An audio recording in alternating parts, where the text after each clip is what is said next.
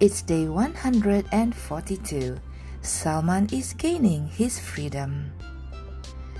Salman was from Iran. He had been waiting anxiously in Medina for the Prophet to appear. He wanted very much to see the seal of prophethood that his teacher had been talking about. After the Messenger of Allah migrated to Medina, Salman visited him whenever he had the opportunity. On one of those visits, he was honored with a sight of the seal. He told the Prophet in tears all that had happened to him. He uttered Shahada and became a Muslim. Salman did not want to stay away from the Prophet even for a single moment, and he was a slave. Therefore, he had to work all day long.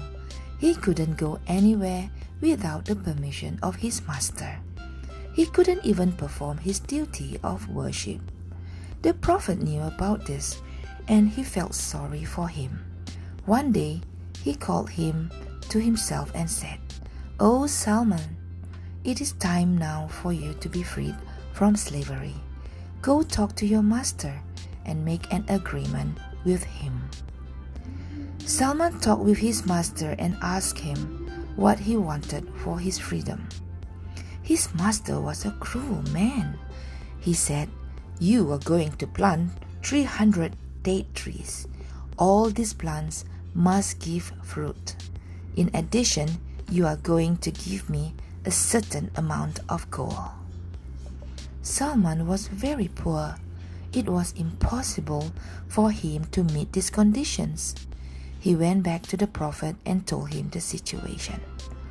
The Prophet told those who were present there, You should help your brother." The companions got together to help Salman.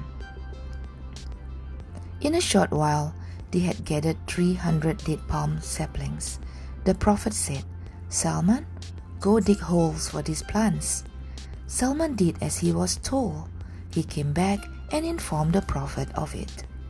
The Prophet went there himself and planted all of the saplings with his own hands, except one.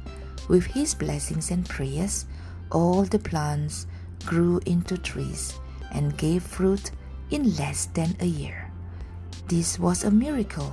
People could not believe their eyes. Only one of the plants did not give fruit. This was the one the Prophet did not plant. When he saw this, he took it out and replanted it. After a while, that one too started giving fruit. Thus was the order of his master accomplished. Now it was time for the gold to be paid. The Prophet had a solid piece of gold as big as a chicken egg. He called Salman and gave him the gold. "O Salman," he said, "take this and pay your debt." Salman said, "This is very little. With this much gold, I cannot pay my debt." The Prophet took it back. He applied a little saliva from his blessed mouth. "Now, take it," he said.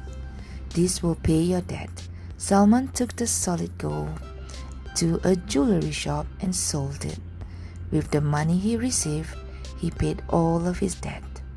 He had gained his freedom with the prayers and affection of the Prophet.